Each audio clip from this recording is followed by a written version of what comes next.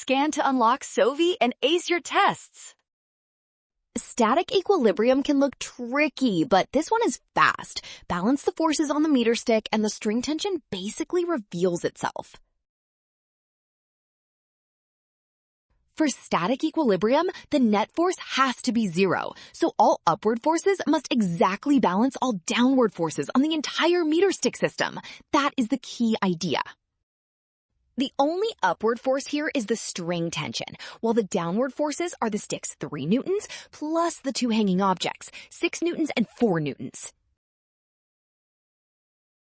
Add those downward forces. 3 plus 6 plus 4 equals 13 newtons, so the upward tension must also be 13 newtons. Well done! Option D. Scan now.